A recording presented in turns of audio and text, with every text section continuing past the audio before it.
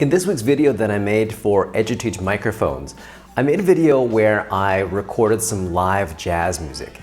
And this happened completely randomly. I was out with my family having a picnic at the seawall, and right behind us was this little art gallery. And in the art gallery, they happened to have a live jazz performance that evening. And so, of course, naturally I had my GoPro and the microphone with me. So I recorded it because, now this is the important part, because I knew what my audience wanted to hear. And that's what I want to talk about in this video, is that the content for your marketing videos can really come from anywhere. However, you have to be aware of a few things, which I'm going to cover in this video. You always need to keep your audience in mind. You have to know exactly who your audience is, what their issues are, what they're thinking about.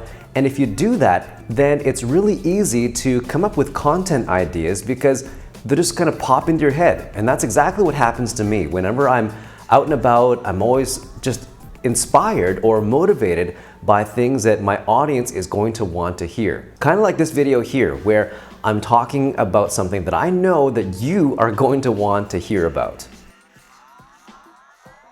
Now, this is actually a mistake that I see many people making, is that they don't focus on their audience. They're too busy talking about themselves or what they want, and they focus a lot less on what their audience wants. So be careful, don't do that.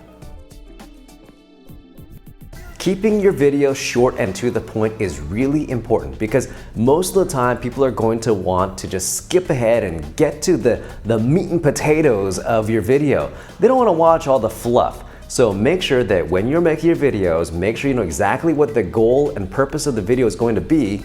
Cut out all the stuff that doesn't fit with that. Make sure that you cut out anything that doesn't contribute to your audience's knowledge or understanding of the topic. All right, everything else, just cut it out. Keeping a small notebook handy is a really great idea for when you are struck with an idea. You never know when you're going to be inspired to create some type of content, and you can't create it on the spot, so you have to archive it somehow. So what I usually do is I usually write it down in a notebook, and then I will stick it into an app called Trello. If I have time, I'll just type it directly in Trello on my phone. But Trello is great because I use that as my content calendar. Everything that I want to make, everything that I have made goes up in there, so I keep myself organized. Okay, so I hope that helps you with creating video content and sort of where you can get ideas from and what happens when you are struck with ideas.